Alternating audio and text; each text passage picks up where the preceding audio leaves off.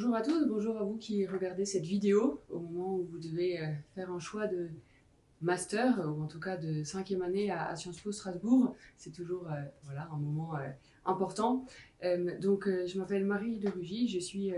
la nouvelle responsable du parcours Monde, mondialisation et enjeux transnationaux, avec un accent, disons, sur les mondes émergents. Voilà, l'Asie, l'Afrique, le Proche-Orient,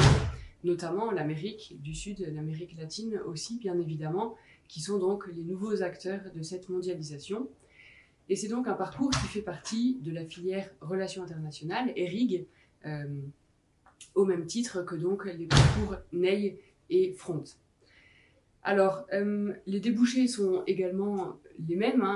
L'objectif, c'est bien de former des spécialistes des relations internationales, de vous donner à la fois les clés de compréhension du monde complexe dans lequel nous vivons, et puis en même temps de vous donner des outils pratiques, des outils concrets pour justement évoluer dans ce monde, pour trouver des solutions dans des situations de plus en plus complexes à l'international, avec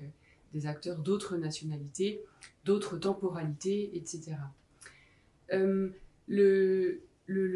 cursus se décline en deux parties. Donc d'abord une partie court de mi-septembre à mi-février qui vous propose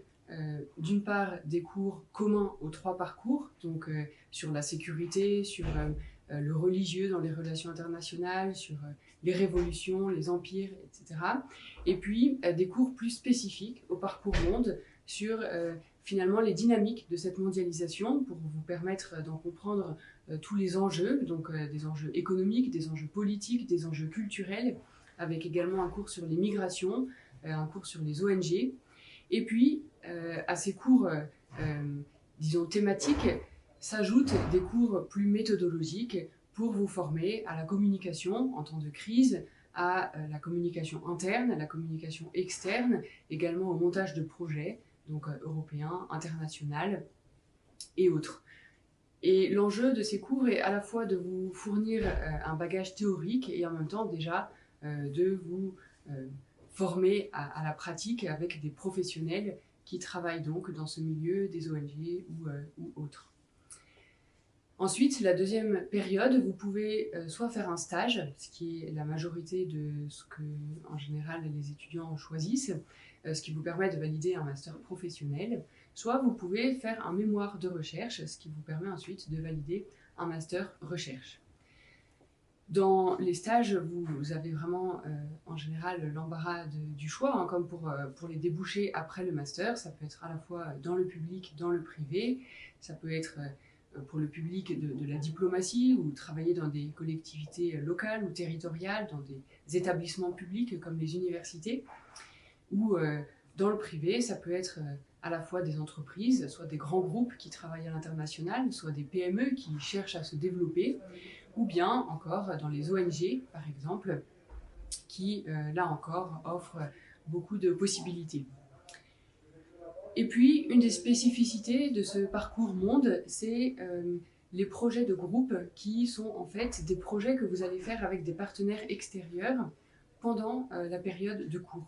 Voilà, donc l'enjeu, c'est en fait de servir de tremplin pour vous entre la période de cours et les stages, entre finalement votre vie étudiante et votre vie professionnelle. Et donc, l'idée est de faire travailler des groupes d'étudiants de 2 ou 3 à peu près,